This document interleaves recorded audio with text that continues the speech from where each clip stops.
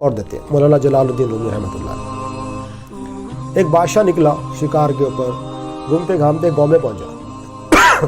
وہاں پر جو ہے نا سنار کے پاس ٹھہرا، تو وہاں پر سنار کے پاس اس کی نوکرانی تھی، اور نوکرانی کو دیکھا تو نوکرانی اس کو پسند آ گئی۔ یہ بھی واقعہ مولانا جلال الدین رومی رحمۃ اللہ علیہ مثنوی شریف میں بتا رہے ہیں۔ یہ مولانا جلال الدین رومی رحمۃ اللہ علیہ بڑی بڑی باتیں ایگزامپل دے کے سمجھا دیتے، سمجھنے والوں کے لیے بہت امپورٹنٹ ہے۔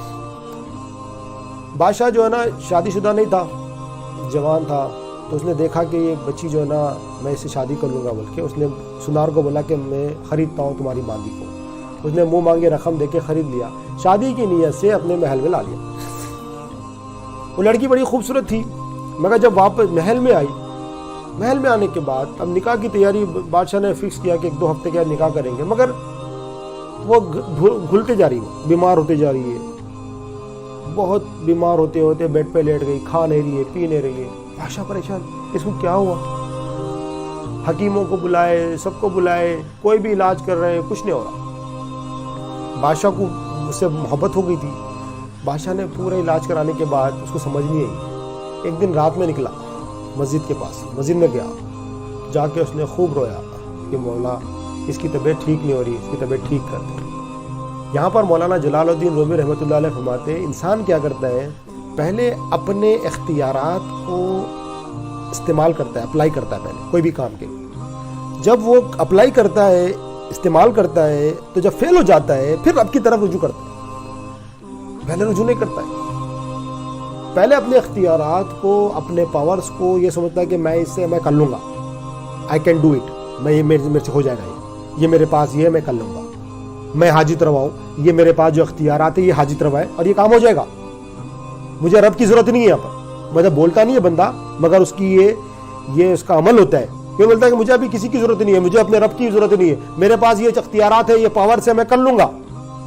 اور جب کرتا ہے اور جب کام نہیں ہوتا تو پھر جو ہے نا جب فیل ہو جاتا ہے، بولنا مولا یہ کیا ہے، رانگ انڈرسٹینڈنگ۔ تو ہم کیا ہے، ہم ڈے 1 سے جو کچھ ہے وہ اللہ کا دیا ہوا ہے، ہم ڈے 1 سے جو ہے نا ہم اللہ کو پکارے، کوئی مشکل آئے مولا تو ہی حاجت روا ہے۔ یہ چیزیں چھوڑنے کی ضرورت نہیں ہے، یہ چیزیں استعمال کرنے کی جو اللہ نے دی ہے ہمیں، استعمال کریں، مگر یہ چیزیں حاجت روا نہیں ہے، اللہ تعالیٰ ہی حاجت روا ہے۔ اب وہ جا کے مسجد میں رویا، گڑگڑایا۔ اسی طرح سے تو وہ جو بادشاہ تھا، وہ جو بادشاہ کی طرف آتے ہیں، وہ لڑکی کو لے کے آیا تھا، وہ مسجد میں گیا، رویا، پلایا۔ چلے سمجھ تو آئی نا اس کو، پہلے اپنے اختیارات استعمال کر لیا، مگر بات سمجھ آئی اس کو، رجوع ہو گیا۔ چلو نیور لیٹ، اس نے گیا، رجوع ہو گیا۔ پھر دوسرے دن دربار لگا تو ایک جو نا اللہ والے درویش اس کے دربار میں آئے۔ یہ پوری حکایت مولانا جلال الدین رومی رحمۃ اللہ علیہ مثنوی شریف میں بتایا۔ انہوں نے کہا کہ دیکھو میں الہی حکیم ہوں، رب کی طرف سے آیا ہوں، تمہیں کچھ پرابلم ہے تو مجھے نا اللہ تعالیٰ نے الہام کیا تو میں ادھر آیا، بتاؤ تمہارا کیا پرابلم۔ بڑا خوش ہوا، ابھی دعا کر کے آیا نا، رو کے رات بھر روتے ہوئے آیا، صبح دربار میں بیٹھا تو وہ حکیم آئے، بولتا ہے میری دعا قبول ہو گئی۔ پھر ان کو لے کے گیا مہمان خانے میں، بولا یہ لڑکی ہے اس طرح سے میں لے کے آتا، شادی کرنا چاہتا ہوں، یہ بیمار ہوتے جا رہی، کوئی دوا دے رہا ہوں ٹھیک نہیں ہو رہی، اور بیمار ہوتے جا رہی۔ بولے ٹھیک ہے۔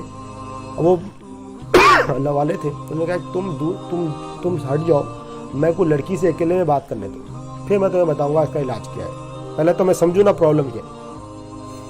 تو اب اس کو اکیلے میں اس سے بات کر لیں، ان جواب ہی نہیں دے رہی، انہیں پوچھ رہے کیا بیٹا کھائے، یہ وہ سوال کر رہے۔ تو تمہارے کون ہیں، چاہنے والے کون ہیں، گھر والے کون ہیں، کہاں سے رہتے، تمہارے کس سے محبت ہے، کسی سے دور ہو گئے کیا۔ جب ایموشنل باتیں کرنا شروع کرے تو رونا شروع کرے۔ اب کھانے پینے کی، بادشاہ کی بات کرے تو ان جواب ہی نہیں دے رہی تھی، کون تو بھی رشتہ دار کہاں ہے، دور آگے کیا، کسی سے ملنا ہے کیا۔ جیسا ہی محبت کی باتیں، رشتہ داروں کی باتیں کرے تو اس کو آنکھوں سے آنسو نکلنا شروع ہو گئے۔ انہوں نے بولے کہ بتاؤ میرے کو، میں تمہاری ہیلپ کرتا ہوں، کیا مسئلہ ہے، کیا ہے، تم کیوں ایسا پریشان ہو۔ تو اس نے بولا، پورا قصہ سنایا۔ اس نے بولا کہ میں جس کے پاس نوکر تھی، وہ جو سنار تھا، مجھے اس سے محبت ہو گئی۔ اب یہ بادشاہ میرے کو ادھر لے کے آ گیا، اب دیکھو اپوزٹ، ادھر بادشاہ کی بیٹی کے پیچھے پڑھاتا ہے، یہ بادشاہ ادھر نوکرانی کے پیچھے پڑھا ہے۔ تو یہ کیا ہے، یہ جو نا ہم بھی جو ہے نا کبھی پیسے کے پیچھے پڑے ہوئے, کبھی نوکری کے پیچھے پڑے ہوئے, کبھی لوری کے پیچھے پڑے, کبھی گھر کے پیچھے پڑے ہوئے, کبھی اپنے اختیارات کے پیچھے پڑے ہوئے. یہ اسی طرح سے وائس ورثہ چل رہا ہے, کبھی ہم اپنے اختیارات کے, کبھی دوسروں کے اختیارات کے پیچھے پڑے ہوئے. تو یہ حکایتوں میں ایک سبق ہے جو سیکھنے والا سبق ہے. انہوں نے کہا اچھا, سمجھ آ گئی بات ان کو. بولے میرا تم سے وعدہ ہے, اس سنار کو میں یہاں پر لے کے آؤں گا, تم پریشان نہیں ہونا, تمہیں اس سے محبت ہے, میں ادھر لے کے آؤں گا. بڑی خوش ہوئی, تم ایسا کر سکتے ہو؟ بولے بادشاہ میرے ہاتھ میں, تم پریشان ہی نہیں ہونا, اس کو لے کے آتے ادھر, تم کھاؤ پیو اچھی طرح سے رہو. اگر ایسا ہو تو بہت اچھی بات ہے. باہر نکل گئے حضرت, نکل کے بولے بادشاہ سلامت, اب دماغ استعمال نہیں کرو, میں جو بول رہا ہوں وہ کرو, یہ ٹھیک ہو جائے گی. بولے بس ٹھیک ہوگی تو مجھے کیا کرنا ہے, میں کیوں دماغ استعمال کروں گا, آپ حکم کریں, آپ جو حکم کریں گے میں کر لوں گا. اب اس کے ذہن میں جو گندگی ہے اب وہ نکال رہے ہیں, بادشاہ کی نہیں. بادشاہ تو نیک ہے نا, بادشاہ جوان ہے, نیک ہے. اب یہ وہ سنار کے پیچھے پڑی ہوئی ہے, جو سنار اس کو نوکرانی بنا کے رکھا ہوا ہے. تو ہم بھی جو ہے نا, ہم بھی کیا کرتے, گندے چیزیں ڈال لی. ہم جو ہے نا نوکری کی محبت, پیسوں کی محبت, ہم جو ہے نا بیکار چیزیں جو ہمیں نقصان پہنچانے والی ہے, جو اللہ کی محبت, جو ہمارا پروردگار ہے, جو ہمارا حاجت روا ہے, جو ہماری پرورش کر رہا ہے, ہر آن ہماری جو ہے نا حاجتیں پوری کر رہا ہے, ایسا پروردگار ہے, نہ اسے اونگ آتی ہے نہ نیند آتی ہے. ماں بھی ایسی پرورش نہیں کرتی, ماں تو بھی بچوں کو سنبھالتے سو جاتی ہے. ماں بچوں کو سنبھالتے سو جاتی, مگر پروردگار ایسا ہے, کہتا ہے نہ مجھے اونگ آتی ہے نہ نیند آتی ہے, تمہاری پرورش میں دن رات لگا ہوا. ایسے پروردگار کو چھوڑ کے کچرے کے پیچھے پڑے ہوئے. تو وہ کچرا جو سنار تھا, وہ حکیم نے بولا اس کو اٹھا کے لاؤ.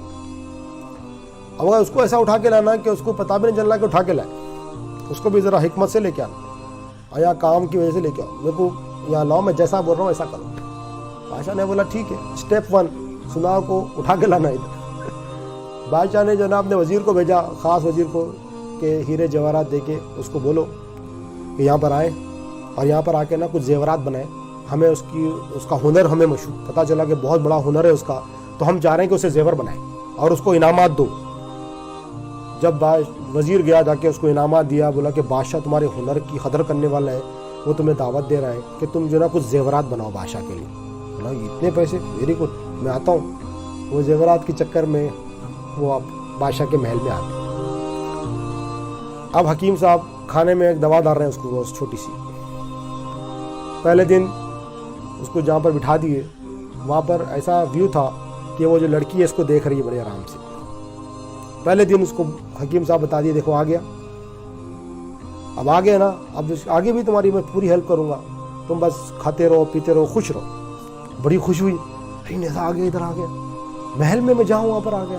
اب اس کے جو نا چہرہ صحیح ہونے لگا, آنکھیں صحیح ہونے لگی, اس کی جو نا بیماری کمزوری دور ہونے لگی, اور کھانا پینا بھی شروع کر دیا.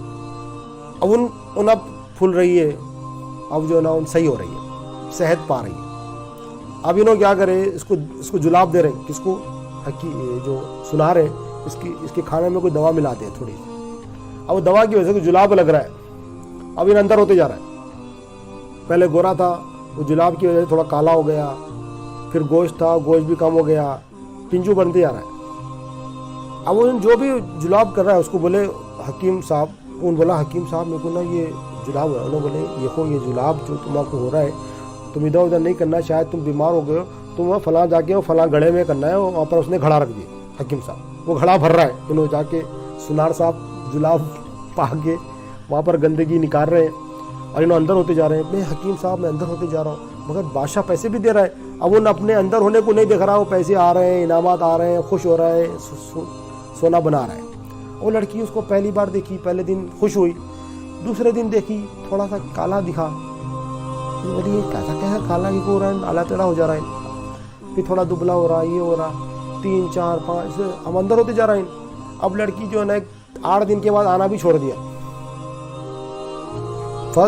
فرسٹ ویک آ کے دیکھ رہی تھی میرا سنار آیا بول کے, اب اس کی حالت دیکھ کے پنجو ہوتے جا رہا, تو 8 دن کے بعد تھوڑا تھوڑا کرتے گئے آنا بھی چھوڑ دیا. اب آخری میں کالا ہو گیا, پورا ہنڈی کا ڈھانچہ ہو گیا. اب وہ پیر صاحب گئے اس کے پاس, لڑکی کے پاس, بولے کیا ہوا سنار کا کیا کرنا ہے پھر بتاؤ آگے کی بات بتاؤ. میں نے اس کی بات نہیں, میرے کو اب اس پہ کوئی انٹرسٹ نہیں ہے, میرے کو دل نہیں کر رہا اس کے بارے میں. بادشاہ کی بات, میں بادشاہ سے نکاح کرنے کے لیے تیار ہوں. بادشاہ حسین جمیل جوان طاقتور بادشاہ, شجاعت بہادری اس کی. اب اس نے دیکھا کہ اس کا حسن جا رہا ہے تو اس کی محبت بھی جانے لگی. تو جب ہم دیکھ لیں گے حقیقت کہ مخلوق حاجت روا نہیں ہے تو حاجت روائی پن نکلتے رہے گا. جب ہم دیکھیں گے کہ اللہ حاجت روا ہے تو وہ حاجت روائی پن ہمارے اندر آئے گا, وہ ایمان داخل ہو جائے گا, پھر ہم گواہی دیں گے لا الہ الا اللہ, کوئی حاجت روا نہیں ہے, اللہ ہی حاجت روا ہے. یہ دو چیزیں ہیں. تو ہم نے کیا دیکھنا ہے؟ مخلوق کی جو بدصورتی ہے وہ دیکھنا ہے, اور اللہ تعالیٰ حاجت روا ہے وہ دیکھنا ہے. اللہ تعالیٰ کے جمال کو دیکھنا ہے کہ اللہ تعالیٰ کا جمال کیا ہے, کہ اللہ تعالیٰ ہی حاجت روا ہے, اللہ تعالیٰ کے سوا کوئی حاجت روا نہیں. اب پیر صاحب بولے میں تمہیں ایک بات بتاؤں, تمہیں جس سے محبت تھی نا, میں بادشاہ کو تو نہیں بتاتا, یہ بٹوین یو اینڈ می, تمہارے اور میرے درمیان ہے, مگر تمہیں جس سے محبت تھی وہ چیز کیا ہے تمہیں بتاؤں میں. اب وہ چیز نکلنے کے بعد تمہاری محبت ختم ہو گئی. تو اس نے بولا ہاں میں جاننا تو چاہتی ہوں کہ میں کس چیز سے وہ پاگل کے پیچھے پاگل تھی. وہ پاگل للو کالا پیلا, اس کے میں اتنے اچھے بادشاہ کو چھوڑ کے اس کے پیچھے لگی ہوئی تھی, وہ کیا چیز تھی, ہاں بتائیے. تو وہ جو گڑا تھا نا جس میں ان ٹوائلٹ کر رہا تھا, وہ لے کے گئے اس کے پاس خادموں کو بلا کے, بولے کہ یہ ہے ذرا دکھائے, دیکھ بدبو, بولے یہ تھی, یہ چیز سے تم اس سے محبت کر رہے تھے, یہ نکل گئی تو محبت بھی نکل گئی تمہاری. یہ ہے اصل دنیا کی حاجت روائی پن. تو یہ ٹوائلٹ ہے, یہ ٹوائلٹ, ہم ٹوائلٹ کو دل میں بٹھا کے رکھے, پائے خانہ بنا کے رکھے اس کو. اور شیطان کا جو گھر ہے نا وہ کیا ہے؟ ٹوائلٹ. شیطان کا روم جو ہے نا وہی, تو ہم یہاں بنا کے رکھے, وہاں بیٹھے ہوئے, اس کو صفائی کریں, اس کو نکالیں, تو پھر کیا ہوگا؟ یہ صاف ہو جائے گا, پھر اللہ تعالیٰ کی حاجت روائی پن اس میں داخل ہو جائے گی, پھر کامیاب. اب انڈرسٹینڈنگ دیکھیں ہم کیا کریں, ایک صحیح پہچان اور ایک غلط پہچان کیسا نکالنا, یہ سارا پریکٹیکل سمجھ رہے ہیں مولانا جلال الدین رومی رحمۃ اللہ علیہ کے وسیلے.